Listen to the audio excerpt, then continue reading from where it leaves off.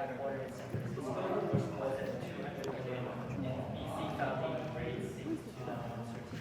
So yeah, now let's welcome Anthony to give his keynote speech on supply chain. Let's give them a round of applause.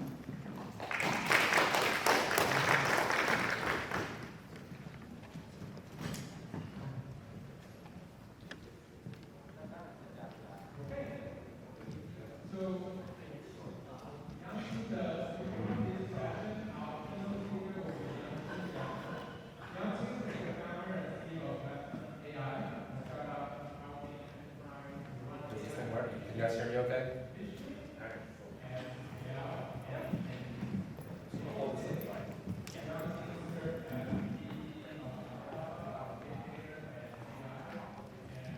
Maybe I'm gonna sit instead, just because.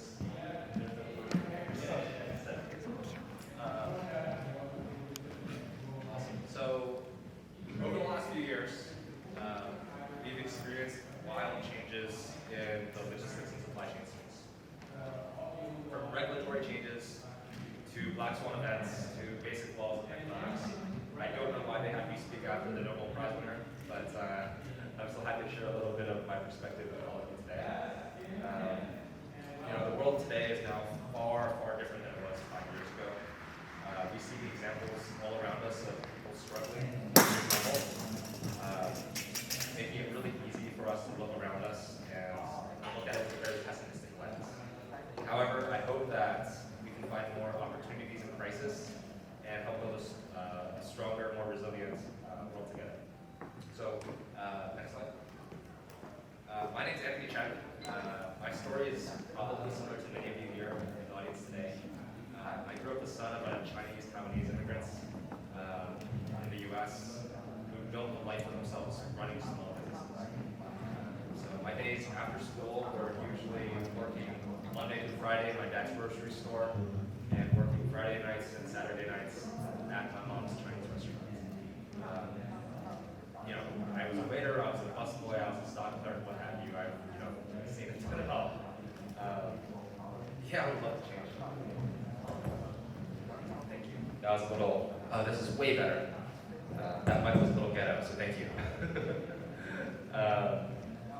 And so I went to school for computer science and business and started my career off on Wall Street doing investment banking before shifting over to Silicon Valley and having a very brief stint in VC. Eventually, I joined a company called Flexport as the first full-time employee in 2014. And so I think most of you guys probably know what Flexport is, but it's a company that basically helps businesses run the international supply chains.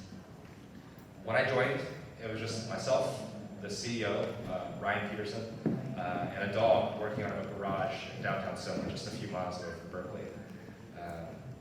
And as you can imagine, I wore a lot of different hats in the early days, ranging from building out sales, operations, and product, and really thinking through how can we actually change and improve the state of global trade through a small company like Flexport. In the first few years, I spent a lot of my time as head of product, not only building out the operating model of the business, but also building out a lot of the foundational tech and software that we use at Flexport.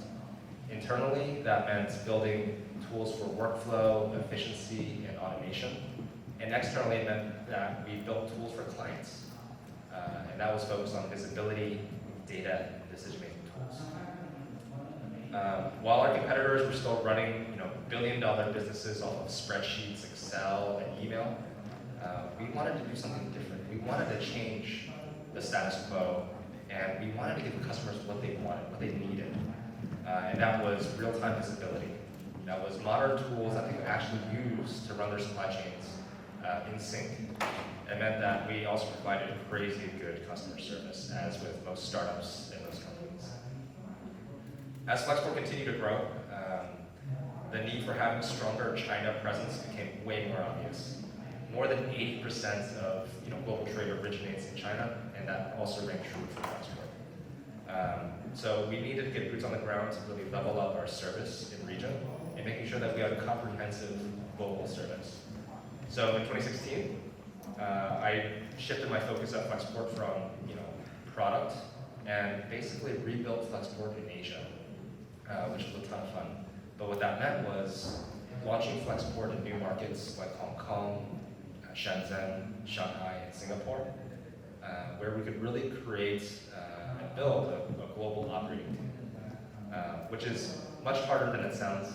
When you have teams across the world running and leading supply chain for many, many different businesses, supply chain never sleeps, and so that meant our team never slept too. So having a global team made it so that we actually had 24/7 operations. We were able to extend and create value for factories in region as well as actually having our supply chain teams act as extensions of many of our Western customers. During this time, as I think many of you guys have had experience working in the US and working in China, but during this time, Flexport uncovered how difficult it was to sell into Chinese supply chains. I don't know if any of you guys have tried selling into Chinese factories, but they really don't want to buy your shit. And that's primarily because they built a business on optimizing for cash flow efficiency as much as possible. And so if they're not able to see ROIs immediately, your value proposition is a lot weaker. And that rang true for Flexport, even though we had grown a book of business in the US, it didn't directly translate into China. But what I will say is, once you're able to actually crack that nut and figure out how to engage and work with Chinese factories, Chinese supply chain partners, the power of network effects in China is outrageous. And so that's how we really wanted to affect our future in China. And so I was thrilled to have grown the team in Asia to a little over 450 people during my time there. And I left Flexport right before COVID started. Not planned, very coincidental. But as I was leaving, I think the stage for global supply chain and logistics changed dramatically. And so since I've left Flexport, I've been focused on investing, advising, and building companies in the commerce and supply chain space. And I'm super honored to be able to speak at Berkeley today and share a little bit of my perspective on global supply chain with all of you. Next slide, please. So I'm coming after the Nobel Prize winner in this space, so I'm not going to dive too deep into a lot of the data points here, but I certainly do want to share a couple with you all today. China is known as the world's factory, and for good reason. The majority of things that you see in the physical world around you probably originated from China. So the trade wars that started in 2018 between China and the US were particularly painful. Right? Over $500 billion worth of tariffs were applied to either side, and that meant businesses and consumers like all of us actually paid that price. What was meant to try to decouple the US-Chinese economies actually showed how deeply linked they really were. U.S. trade with China is now at the highest it's ever been. And the trade wars in 2018, and as they continue today, have definitely planted the seeds for change. Next slide. And so those seeds, for better or worse, grew quickly and violently during COVID-19. The pandemic showed the entire world how fragile many supply chains were and the weaknesses of over-optimization and just-in-time processes could be. If you were just in this lecture with Professor McFadden, he talked about comparative advantage and how globalization was losing its moxie. If you look at the world today, you can kind of see why a lot of companies are really thinking through more localized regulations as well. And so during the pandemic, the demand for PPE, medical supplies, and overall e-commerce spiked and grew as much in 10 weeks as it did in the preceding 10 years. Freight shipping costs increased 10 times during this period of time, and consumers and businesses were just stockpiling inventory. I think if you looked at any of the news cycles, you'll realize that over the past few years, we over-consumed. We bought a ton of stuff. And what that meant was, we're having one of the weakest responses in consumer demand in the past year. The world really wasn't ready for COVID-19. So next slide. So, in almost a direct response to all of these different factors, the US is now really focused on bringing manufacturing, or at least advanced manufacturing, back domestically. Investments, programs, subsidies are primed to bring capabilities into the country and really showcase what the pride of American manufacturing factories can really do. This is not going to be a quick change. In fact, it might take years, maybe even decades before we really start bearing the fruits here. But I think having invested $500 billion effectively into the space is really trying to prime the U.S. To bring new capabilities back on soil.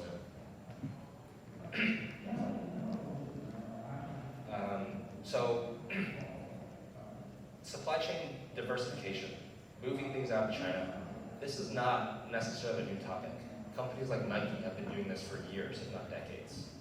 And so, the diversification and specialization that has been happening for decades now was actually catalyzed even further with the trade war and COVID-19 to move even faster.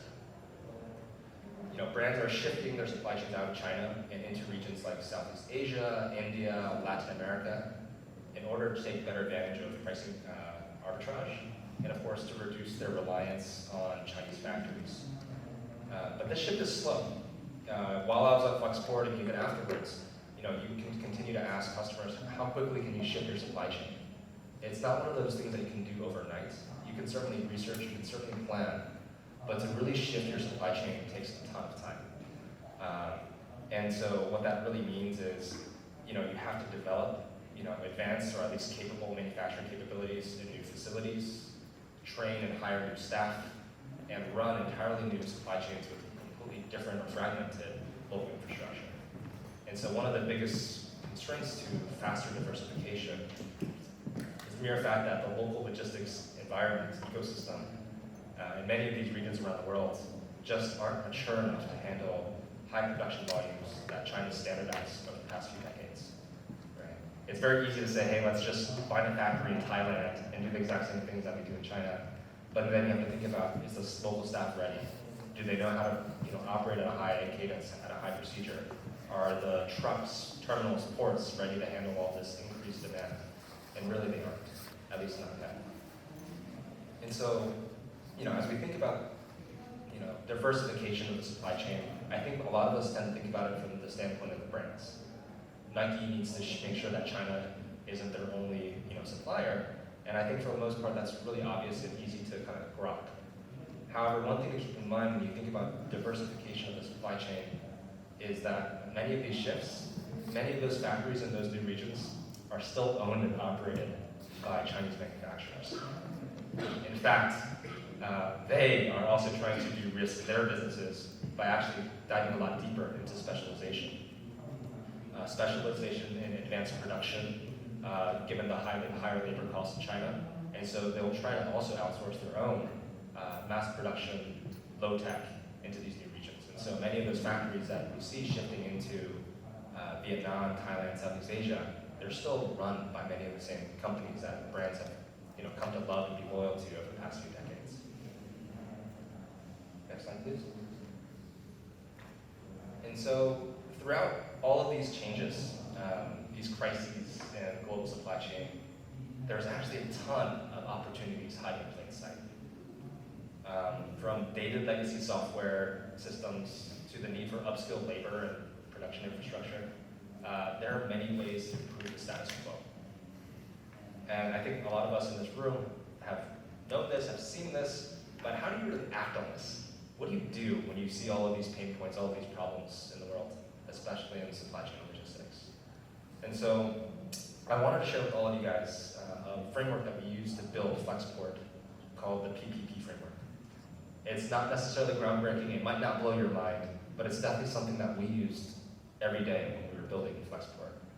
From the ground up, from 3 people and a dog in a garage to 2,000 plus people around the world. And so this framework has 3 components: people, process, and product. And they're laid out in this sequential order. When we're evaluating problems at Flexport, we tend to think about it from a very human-centric point of view. What are the people doing today? How are they operating? How are they executing? How are they getting their work done? And so as you evaluate these people and the work that they're doing, you can start codifying what processes are done. How do you create SOPs and translating the work that the people do into processes? those processes, those SOPs, they continue to be tested, refined, stress tested even more, and identifying any corner cases and how you actually run your business. And so those SOPs, those processes, can then be codified and then turned into software or product. Oftentimes, I think when we're building, when we are trying to do something and build scale quickly, we tend to miss a lot of these basic steps, right? And so you tend to want to jump to building software immediately before you really evaluate what processes are you actually building for, or how are humans, people, actually operating in the real world. And so, as a reminder, you tend to start with people first, you move into processes, and then you move into product. And by building this way, you can actually create or uncover a ton of gaps in the pain points or problems that you're trying to solve, but also build solutions that can stand the test of time. And one of the really small things that I'm quite proud of is we actually built a workflow automation tool at Flexport in 2014, 2015, that for better or worse, the team is still using today. And it's primarily because of this very simple framework, the PPP framework, that the tool has been able to withstand the test of time, and obviously add a couple increments and improvements to it over it, but the foundation of which has continued to remain true. So I personally really like this framework. I think it outlines one of the best ways to not only solve problems and build remarkable solutions, but it's a great way to think about how do you actually grow your business, making sure that you don't take the unnecessary shortcuts. So, next slide. So the future of supply chain and logistics, I think there's going to be a new paradigm for how we think about this world, right? Many of these things might seem fairly obvious, things like domestication of production, right, which is what many countries around the world, including the US, is trying to do a better job at. They were caught with their pants down, realizing that they couldn't actually run their economy if most of their most critical parts, inventory, products had to come from overseas. So domestication, I think, is something that we'll continue to see trending in more and more countries around the world. The diversification, just to make sure that you can de-risk your supply chains overall, is a no-brainer. But I think specialization is something to really think about, right? I think Professor McFadden mentioned it earlier, but what are you really good at? How can you specialize at that and then create value for others? I think that specialization concept is really, really key. And of course, automation. I'm personally starting a company right now in the workflow automation space in logistics. And with the advent of AI and a lot of these large language models, it's really easy to be like, okay, cool, I'm going to use AI for X, Y, or Z. In fact, it's very saturated with a lot of these concepts and ideas. However, I think it's a great time to be alive because, despite how saturated or how stereotypical or superficial some of these ideas might be, the technology really does allow you to unlock new things that you couldn't do with data, with supply chain, with logistics, or efficiency. And so I'm really looking forward to how automation makes its way down in both the physical world with robotics, as well as the software world with other things that we can kind of unlock through AI. As we think about localizing the strategy, making sure that we always have consistent local buffer, it's one of those things that we'll look to for visibility control, efficiency within our production process, and then also having AI enabled work. I love new technology. I love building it. I love using it. But I think in this world, in the supply chain logistics space, you're never going to be able to automate humans away. There's always going to be some elements, and I love the idea of AI enabled work. And so, next slide. So as we think about the future of logistics, just know that it's being built today. It might not look like it just yet, but great things start small. When we started Flexport, we were just a U.S. customs brokerage. As we identified other pain points that our customers had over time, we continue to add new services, new products, and built to solve those pain points. And now it's arguably one of the fastest growing and largest freight forwarding tech companies in the world. And so if you're working on building, investing, or operating in this space, I want to ask you guys all 3 questions, right? Primarily, and I'm going to stand up a little bit now because I've been sitting a little bit long, but primarily, what are the gaps that you see in the world? How are you addressing them, right? Additionally, how can you improve the status quo? And now this is super interesting because I think from the supply chain and logistics space, people hate change, people fear it. And they hate it when you think that tech will solve all problems, because I think in this space it's really rote, it's really physical. But I think that fear of change is very normal in humans.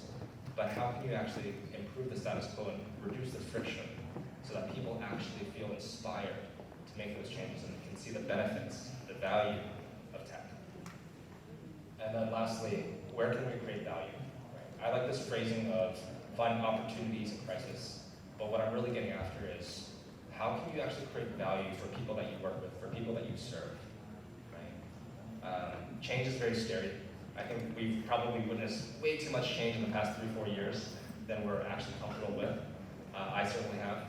But I think change is also one of those great instigators, those great things that can allow us to be much more creative, much more innovative, and build a better world. Next slide. And so, little plug. If you are actually interested in improving this space, if you're building in this space, I'd love to talk to you. I'd love to spend time with you and help you unlock more value in what you do. So feel free to add me on LinkedIn. But really, really happy to share a little bit of my perspective with all of you today. And if you have questions, happy to field them as well. Thank you.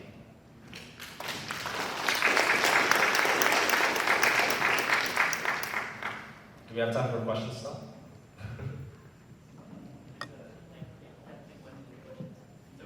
Anyone has any questions to Anthony? Feel free to raise your hand. Oh yeah.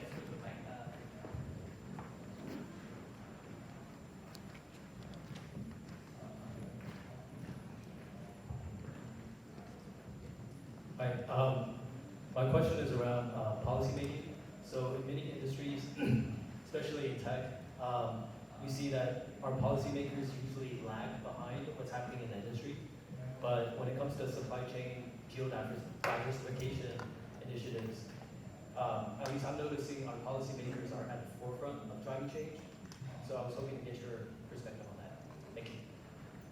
Yeah, I mean, I think traditionally policymakers lag behind what actually happens in the real world. However, I think because of the way that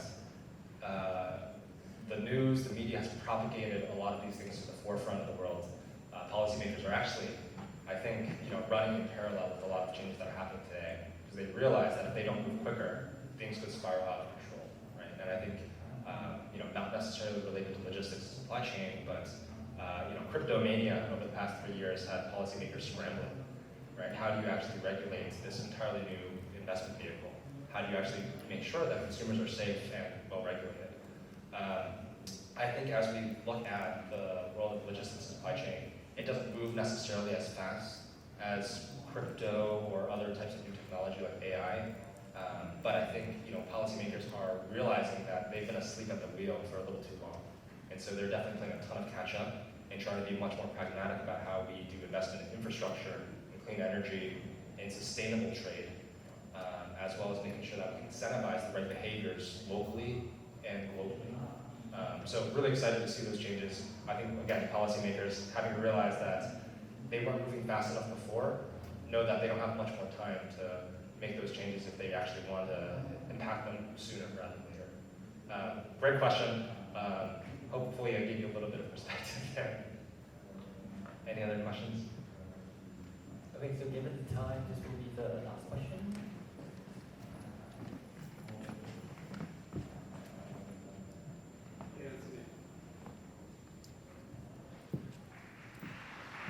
Hey, how close regarding, right now, so Flexport got property from Shopify, right, to do cross-border direct consumer PPC. Flexport's, your base camp really is large container ships. And those are similarly diametrically different, but I'd love to hear your thoughts and strategies on this. Yeah, we could talk about Flexport for days. There's a ton in the news recently, and so Twitter and PR has been kind and not kind, so happy to talk about this. I think, listen, Flexport, we started as a customs brokerage, we evolved into a freight forwarding operation, and like you said, the basis for a lot of the business is centered around ocean freight and a little bit of air freight. Why did Flexport go and acquire assets from Shopify and to do last mile, to do D2C? It's a really good question. I'll give you my opinion, because again, I was not at Flexport when these things happened, but what I can say is Flexport has always been a really ambitious company, right? Its mandate, its mission was to try and improve the user experience in global trade. It didn't say B2B, it didn't say freight forwarding, it didn't say last mile. It was to improve the user experience in global trade. And I think for us, one of the ambitions was to actually try to streamline from B2B all the way down to B2C. And so, despite what you might think about the timing of this particular acquisition of Shopify Logistics, Deliver, and the last mile network, I think it was always in the cards at some point, sooner or later, for Flexport to try and create an end-to-end solution. My little hypothesis here, and I'm really looking forward to seeing this happen, is that while everyone is playing let's save a little bit of money on ocean freight here or a little bit on air freight there, what if you could change the paradigm of that conversation? What if instead, when you're thinking about running your global supply chain, you're not thinking about it from a container or pallet level, and instead you're thinking on a per unit economic basis? What if Flexport could actually go to companies and say, hey, listen, we will pass everything to you at cost for the B2B side of things, but in order to give you more significant discounts here, your B2C also needs to stay and rest with us as well. And I think being able to have this type of conversation changes the way that you do negotiation, changes the way that you think about customer stickiness, value creation. And so I'm really excited to see Flexport can play that out. They've been launching new things over the past few weeks with Ryan Peterson's return to the CEO role. And I've learned a lot of things from Ryan, but one of the biggest things I know is you don't bet against Ryan Peterson. And he's one creative ass motherfucker. And so he will build new things. He will try to do his best to make sure that customers have all the tools that they need to run their business as well. I hope that answered your question. Cool. Thank you. Thank you, Anthony. Next, we'll go to the supply chain panel, where we have Sarah Law, the VP Merchant Operations at Wish. She has over 10 years of experience in business development, strategy, and operations, driving growth and scaling cross-border e-commerce. Let's give a round of applause here. And then we also have Michael Jin, the managing partner of Foothill Ventures. So Dr. Michael Jin is managing partner of Foothill Ventures, an early-stage deep tech fund investing in Silicon Valley. Before that, Michael has been co-founders and CTOs of Simple Silicon Inc., merged into iWatt in 2006, iWatt Inc. 2012 NASDAQ IPO filing, and acquired by Dialog Semiconductor in 2013, and IGC, merged into Convenient Power Semiconductor in 2020. Let's welcome Dr. Jin. And finally, but not lastly, we'll have Tu Le, managing partner and founder of Sino Auto Insight. So he is a managing director at Sino Auto Insights, a management consultancy with expertise in the mobility sector. So author of the SAI newsletter, a weekly roundup analysis of the most important news coming out of the EV, AV mobility space. And let's welcome Tu Le.